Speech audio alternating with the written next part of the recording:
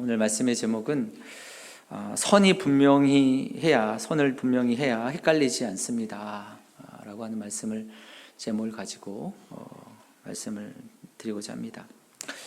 하나님을 믿는 믿음의 성도들에게 있어서 선택은 언제나 하나님의 뜻이어야 합니다.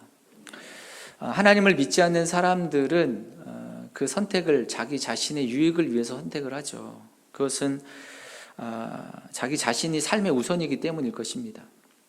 하지만 하나님의 백성들은 우리가 다르지 않습니까? 하나님의 백성들은, 하나님의 자녀들, 우리의 선택은 하나님의 뜻이 우선이어야 됩니다. 그것이 하나님이 원하시는 것이죠. 그러기에 우리가 어떻게 그러면 그 하나님의 뜻을 따라서 나아갈 것인가 우리가 늘 분별해야 되고요. 나의 유익이 아니더라도 하나님의 뜻이라면 그것을 선택하는 것이 맞는 믿음의 길이죠. 왜냐하면 우리가 하나님의 자녀이기 때문에, 또 하나님의 백성이기 때문에 우리가 하나님의 뜻을 따라서 그 선택을 해야 할 것입니다. 마태복음 17장의 말씀에 보면 예수님이 가버나움에 이르렀을 때 그 반세계를 받는 자가 베드로에게 와서 이렇게 묻습니다. 너희 선생은 반세계를 내지 아니하냐? 이렇게 질문을 하죠. 반세계라고 하는 것은 성전세를 말하는 거죠. 이것은 이제 로마에 내는 세금하고는 별개로 성전에 내는 세금입니다. 성전세이죠. 유대인들 그 20세에서 50세까지의 유대인 남자라면 누구나 성전세를 내야 합니다. 반세계를 내는 거죠. 그래서 구약의 말씀에 보면 성전의 생명의 속전이다 이렇게 말을 하고 있습니다.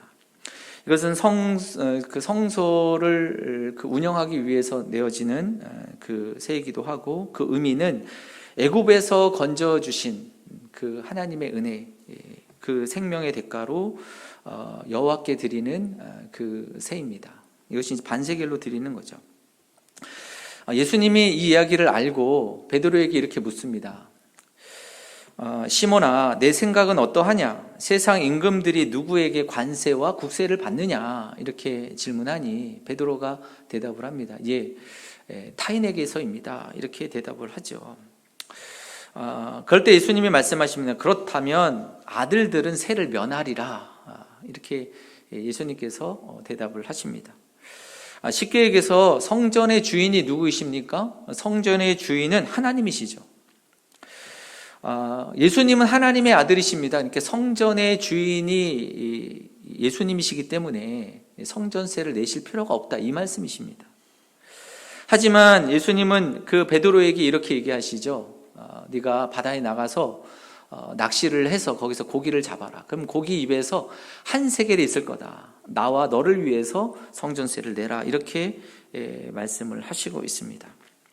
사실 예수님은 성전세를 내실 필요가 없는 분이시지만 낚시를 통해서 물고기 입에서 나오는 한 세겔을 가지고 성전세를 내라고 이렇게 말씀을 하시고 있는 것입니다. 그렇다면 왜 예수님은 성전세를 내실 필요가 없는데 왜 성전세를 내고 계시는 것인가? 오늘 그 마태복음 17장의 말씀에 보게 되면 예수님이 이렇게 말씀입니다. 그 이유에 대해서 이렇게 얘기했죠. 그들이 실족하지 않게 하기 위해서 성전세를 내라고 얘기를 하시고 계시죠.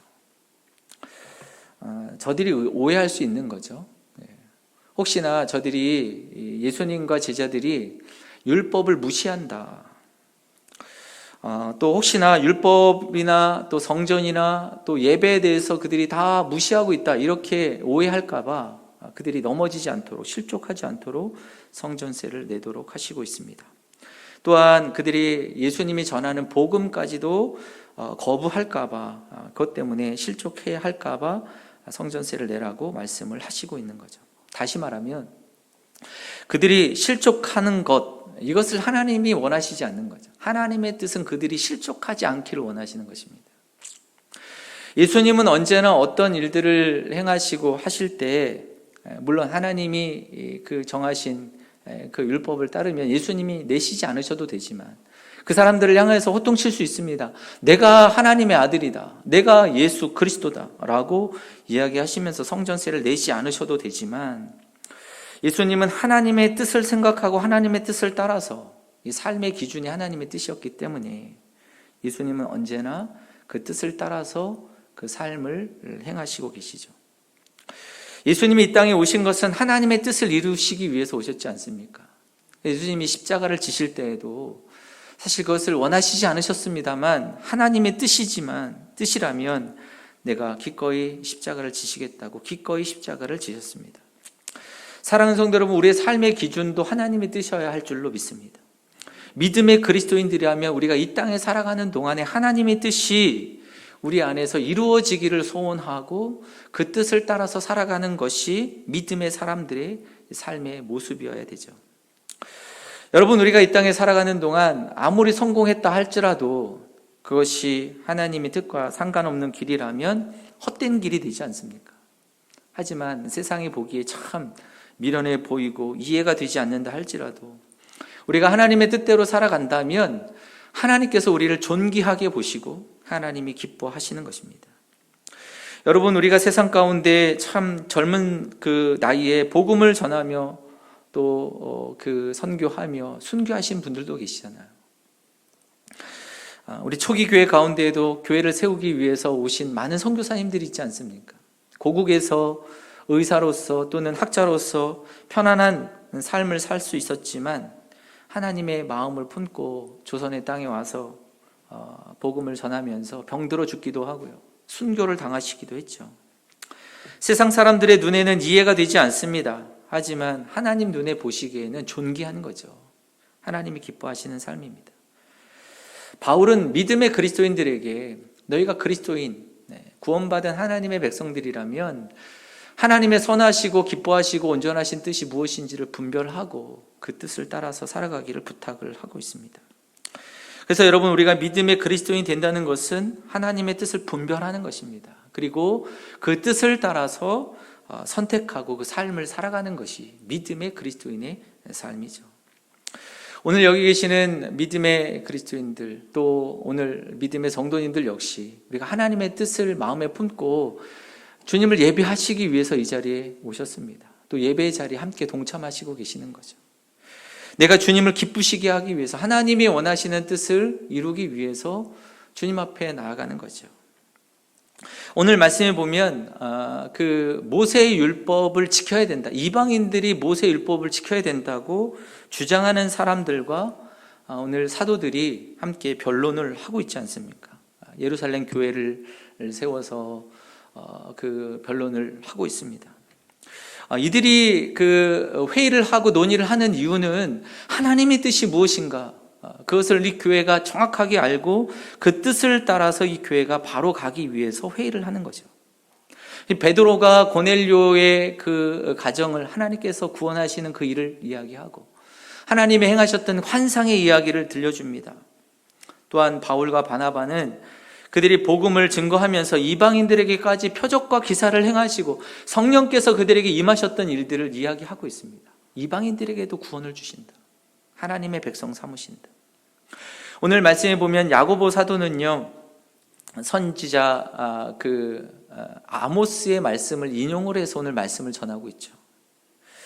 아모스 선지자가 이스라엘의 회복을 선포하는 그 말씀 가운데 내가 돌아와서 다윗의 무너진 장막을 다시 지으며 그 허물어진 것을 다시 일으키는데 남은 자들, 이스라엘 백성들, 그 남은 자들 뿐만이 아니라 주를 찾는 모든 이방인들도 일으키신다, 이 말씀을 인용하고 있습니다. 하나님이 그 구약의 선지자를 통해서도 이방인들을 하나님 백성 삼으셨다고 말씀을 전하면서 하나님의 뜻이 무엇인지를 결론을 내리고 있습니다. 예루살렘 교회가 결론을 내리고 마무리를 짓고 있죠. 그러면서 그들이 분명하게 결론을 내렸습니다. 어떤 결론입니까? 주 예수 그리스도를 믿는 자들이 구원을 받는다. 구원은요, 다른 것이 아니라 예수 그리스도를 통해서 구원을 받는다. 오늘 그것을 분명하게 하고 있습니다. 그렇지만 모세의 율법을 주장하는 그 사람들, 이 사람들은 하나님의 뜻에 거룩함으로 서야 된다는 것을 주장하는 사람들이죠.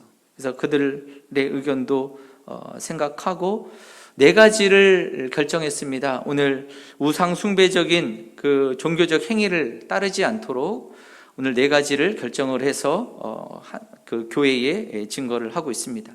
첫 번째는 우상의 더러운 것, 그리고 음행과 또 목매어 죽은 것과 피를 가까이 하지 말아라, 멀리 하라, 그렇게 오늘 결정을 하고 예루살렘 교회가 분명한 결정을 내리고 있습니다. 사랑하는 성도 여러분, 우리가 믿음의 길을 걸어가면서도 믿음의 신앙생활 가운데 우리가 결정해야 될 일들이 있죠. 갈등 가운데 있습니다. 믿음의 갈등을 할 때가 있습니다. 그럴 때 여러분, 우리가 행해야 할 것은 하나님의 뜻이 무엇인가, 우리가 그것을 찾아야 되는 거죠. 그리고 그것을 결정해야 됩니다. 오늘 초대교회는 예루살렘 회의를 통해서 한 가지 분명한 결정을 내렸습니다. 그것은 주 예수 그리스도로, 그분의 은혜로 우리가 구원을 받는다. 이것은 분명하게 결정을 하고 있습니다.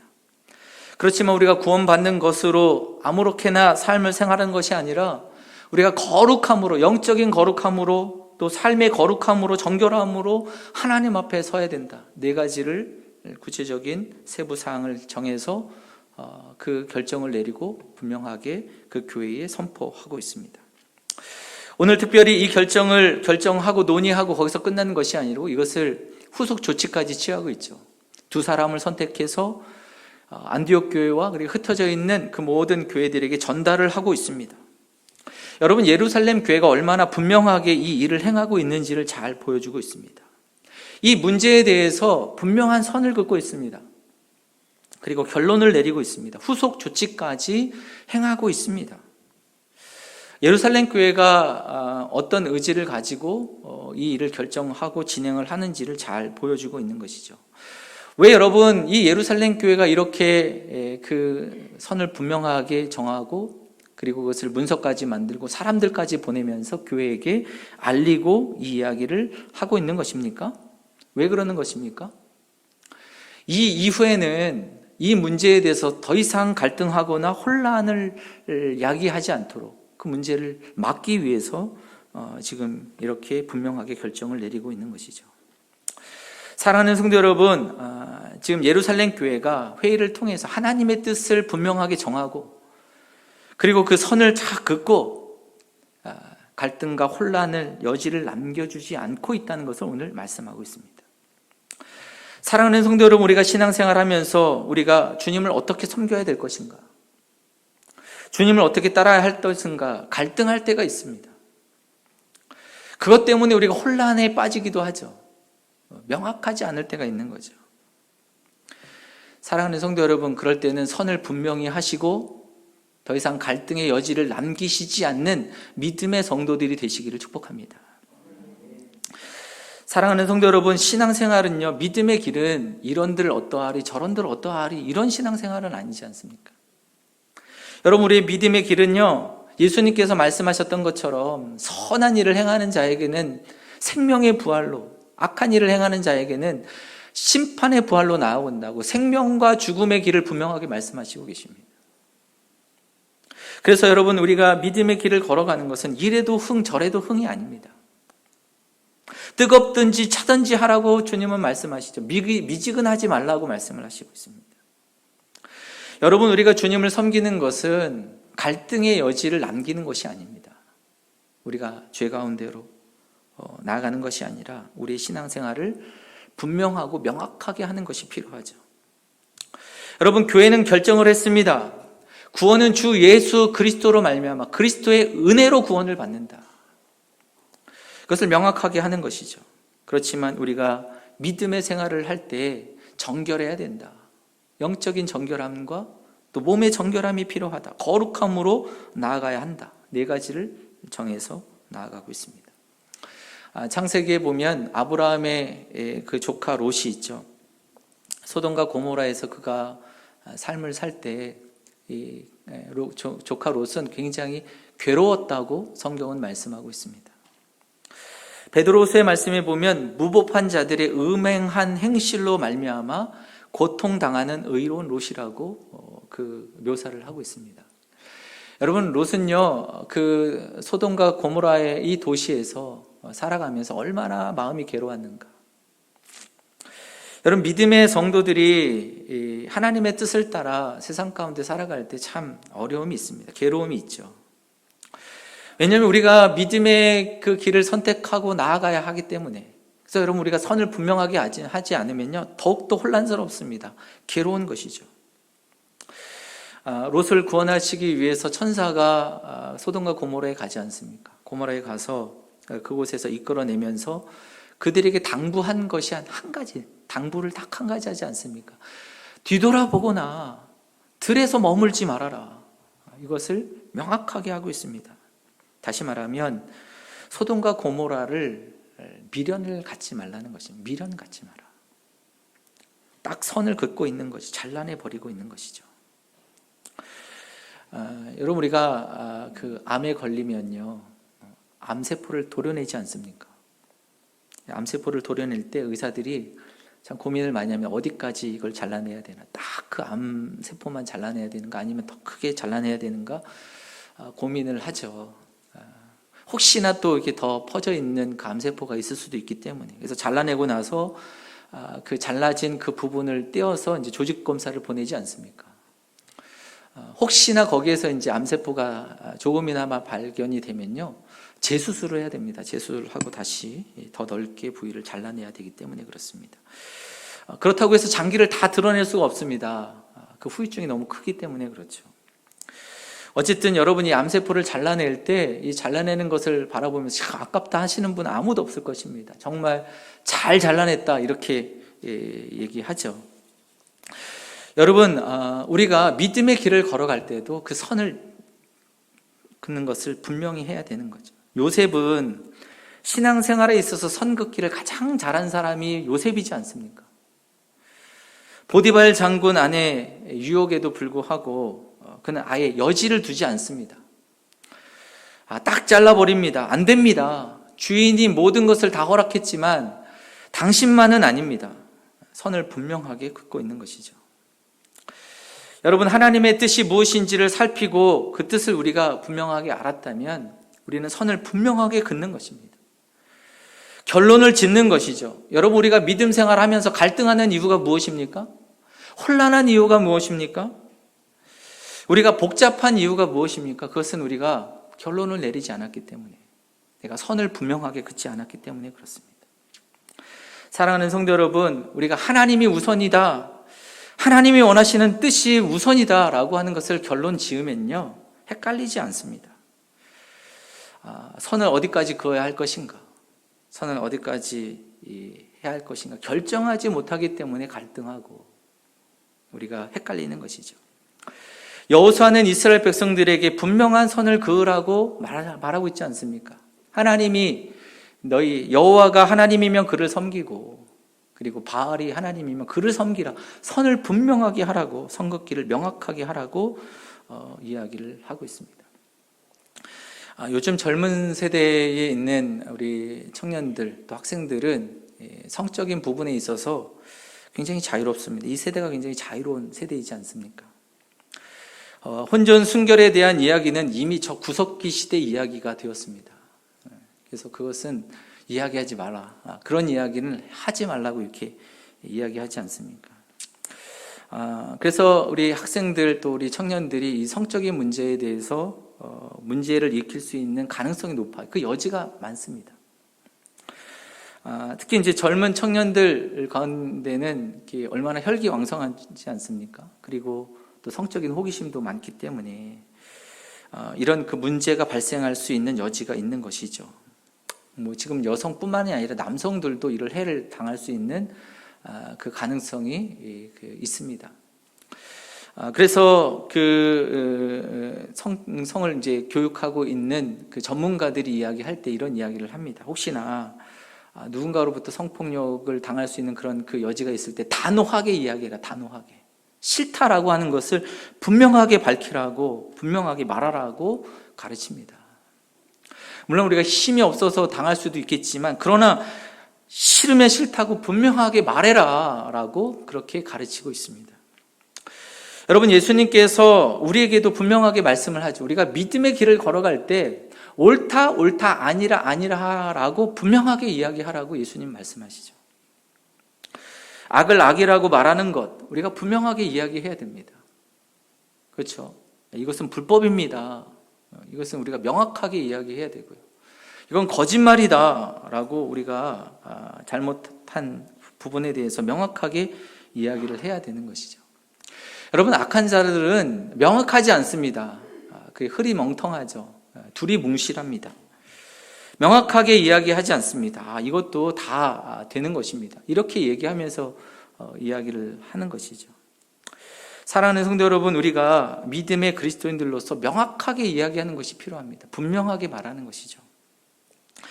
요셉은 보디발 장군의 아내가 유혹해 올 때 그의 이야기를 듣지도 않았고 그들과 동침하지도 않았을 뿐더러 그와 함께 하지도 않았다. 그와 함께 그 자리에 있지도 않았다고 말씀을 하고 있습니다.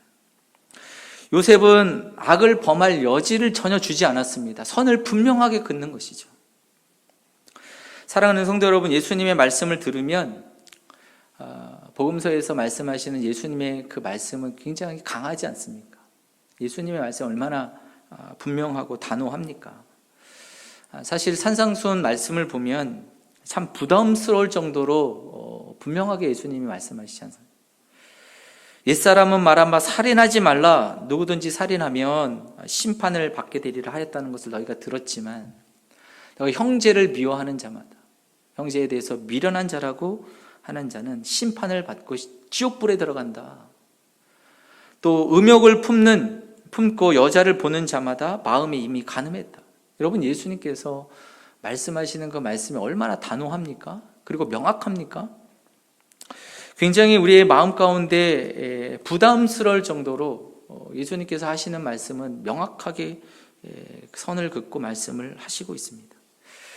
사랑하는 성도 여러분, 예수님의 이 말씀이 너무도 단호하죠. 너무도 분명합니다. 그런데 여러분, 예수님의 이 분명한 말씀이 우리를 영적인 부분에서 살리는 거죠. 예수님의 이 분명한 단호한 말씀이 우리를 생명으로 인도하시는 말씀입니다. 지금 코로나19로 그 나라뿐만 아니라 전 세계가 지금 몸살을 앓고 있지만 방역 당국에서 이야기하는 것은 이렇게 방역의 지침에 대해서 이야기를 하죠. 이야기는 하지만 그렇게 단호해 보이지는 않습니다. 어쨌든 초기와는 다르게 지금은 굉장히 좀 많이 느슨해 있죠. 우리 국민들 역시도 마찬가지입니다. 이 부분에 대해서 참 느슨해져 있는 것은 사실입니다. 며칠 전에 남아공에서 사역하고 있는 동기 목사님이, 선교사가 문자를 보내왔어요. 이 남아공을 위해서 기도해 주십시오. 지금 델타 바이러스로 인해서 하루에 2만 명 이상이 확진자가 나오고 있다고. 참 거기 지금 현재 겨울인데 겨울에 지금 너무도 어려운 가운데 있다고 기도해 달라고 합니다. 사실 여러분, 과거나 지금이나 바이러스에 대해서 가장 좋은 해결책은 분리입니다. 딱 분리시키는 것이 가장 좋은 해결책이죠. 하지만 이런 단호한 결정이 너무 어려운 것은 경제적인 타격이 너무 크기 때문에 그런 결정을 못 내리고 있는 것이죠. 그래서 할 수 있는 것은 우리가 위생 가운데 마스크를 써라, 또는 손 씻기를 해라, 이렇게 하는 것, 이것이 우리가 할 수 있는 그 전부이죠. 오스트리아 산부인과 의사인 제멜 바이스라고 하는 그 의사가 이 손 씻기를 가장 강조했던 사람 가운데 하나인데, 감염병에 있어서 가장 중요한 그 감염병의 이야기를 하면서 이렇게 얘기를 했습니다. 명확하게 이야기를 하죠. 손을 씻지 않는 의사는 살인자다, 이렇게 이야기를 했습니다. 그러면서 이제 조산원에 있는 사람들, 그 사람들의 손을 칼슘액을 가지고 손을 소독하고 손 씻기를 철저하게 실천했던 그 의사이기도 하고요. 이것으로 인해서 산모들이 출산을 하고 나서 열이 생겨서 죽는, 산용열로 인해서 죽는 사망률을 줄였다고 합니다. 우리가 이제 명확하게 이야기하는 거죠. 분명한 부분들을 말하고 또 그것을 또 지켜야 되는 것이죠. 예루살렘 교회가 구원의 복음에 대한 갈등 상황 가운데서 명확하게 이야기를 하고 있습니다.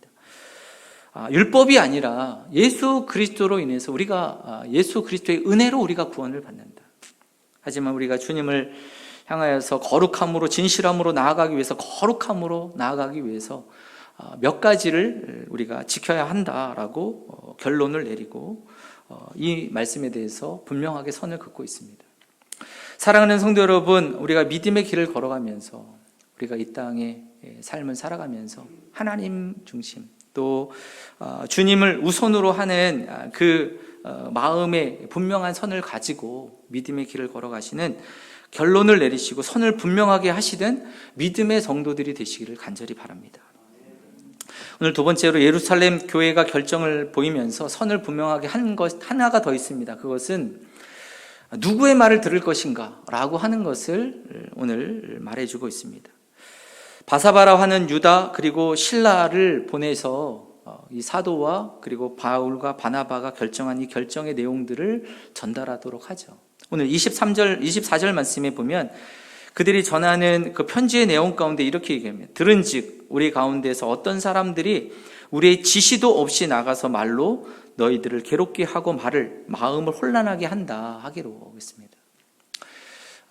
여기 이제 사도들과 바울과 바나바가 그들은 우리의 지시를 받지도 않고 와서 전하는 것이다. 그들의 이야기를 듣지 말라고 이야기하는 것이죠. 너희들이 교회 안에서 믿음의 성도들이 들어야 할 믿음의 사람 누구냐? 그것은 사도들과 그리고 주님을 사랑해서 생명까지 아끼지 아니하는 바울과 바나바의 이야기를 귀 기울여 들어라, 이렇게 오늘 말씀을 전하고 있습니다. 우리가 믿음의 생활을 하면서 물론 우리가 궁극적으로 따라야 할 분은 예수 그리스도입니다. 예수님의 말씀을 따르고 예수님을 따르는 것은 분명하죠. 그렇지만 우리의 신앙생활을 하는 가운데 있어서 우리의 믿음을 지키고 믿음이 성숙하고 믿음으로 우리가 자라가기 위해서, 믿음에 굳게 서기 위해서는 믿음의 멘토가 필요합니다. 그리고 믿음의 선배들이, 또 믿음의 사람들이 필요한 거죠. 누구를 따를 것인가? 사랑하는 성도 여러분, 오늘 편지를 보내면서 이렇게 얘기하고 있습니다. 우리 주 예수 그리스도의 이름을 위하여 생명을 아끼지 아니하는 바울과 바나바 그리고 사도들을, 그들을 가까이 하고 그들의 이야기를 들으라고 오늘 말씀을 하고 있습니다. 여러분, 예수님의 편에 선 사람들, 자기 생명도 아끼지 아니하고 주님을 위해서 헌신한 사람들의 이야기를 들으라. 그들을 따르라고 그 성도들에게 권면하고 있습니다. 선을 분명하게 긋는 거죠. 우리가 자녀 교육을 위해서 애쓰는 그 부모님들, 자녀들, 어린아이들을 둔 또 이 자녀들, 부모님들을 보면 그래도 주변에 그 자녀 교육을 또 잘 하고 있는 그런 그 엄마들 있잖아요. 그분들에게 관심을 가지고 또 그분들을 또 가까이 합니다. 그분들을 통해서 또 정보를 얻죠. 물론 우리 곁에 또 그렇게 또 자녀 교육을 잘하고 하는 그런 정보를 가지고 있는 분들을 가까이만 해도 우리가 또 도움을 얻지 않습니까? 여러분, 또 우리가 재테크를 하면서 내가 가지고 있는 거 내가 어떻게 하면 재테크할까라고 할 때 이제 전문가들 정도의 그 수준을 가지고 있는 그 주변에 있는 사람들이 있죠. 뭐 과거에는 우리가 부동산 뭐 이런 거 어떤 아파트를 살지 뭐 땅을 살지 뭐 이렇게 해야 될지 또 정보를 아는 사람들도 있죠. 요즘 뭐 주식에 대해서 재테크하는 젊은이들이 있습니다. 주변에 잘하고 있는 그 분들도 있죠. 그분들만 뭐 가까이 해도 우리가 도움을 받을 수 있습니다. 사랑하는 성도 여러분, 우리가 믿음의 자산을 불리기 위해서는 우리가 어떻게 해야 되는가? 사랑하는 성도 여러분, 우리가 믿음의 자산을 풍성하기 위해서는 어떻게 해야 될까?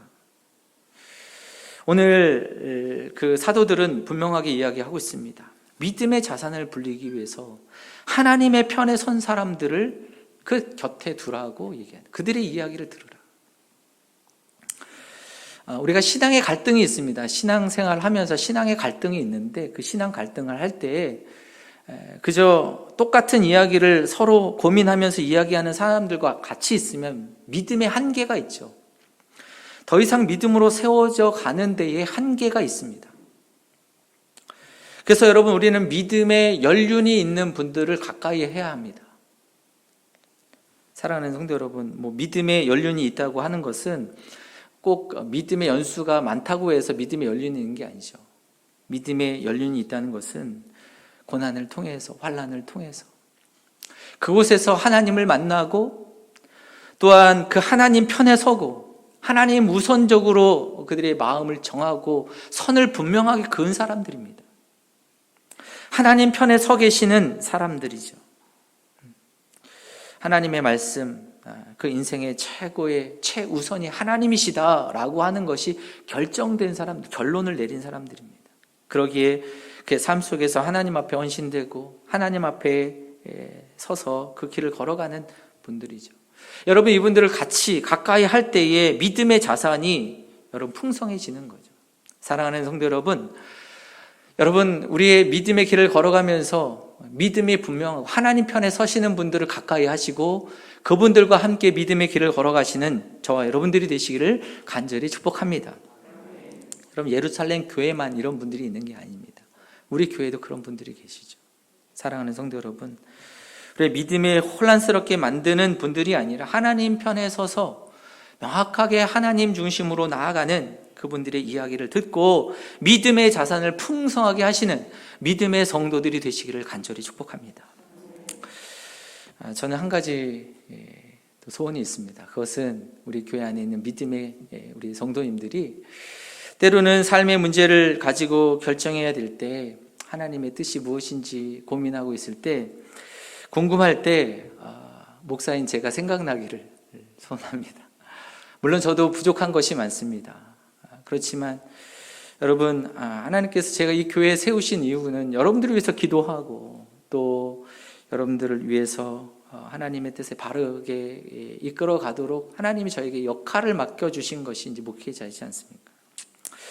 그러게 여러분, 혹시나 또 문제 갈등이 있을 때 생각나는 사람, 목사님께 한번 물어봐야 되겠다, 이런 생각을 해주시기를 저는 소원합니다.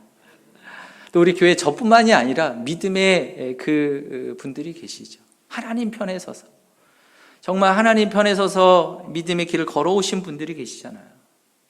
여러분, 이럴 때 내가 갈등이 생길 때 그분들에게 물어보고 우리가 믿음의 혼란 없이 갈등 없이 정말 아름답게 주님을 따라가고 믿음의 자산이 풍성해지는 저 여러분들, 정말로 우리 교회 모든 분들이 되시기를 간절히 소원합니다. 함께 한번 기도하겠습니다.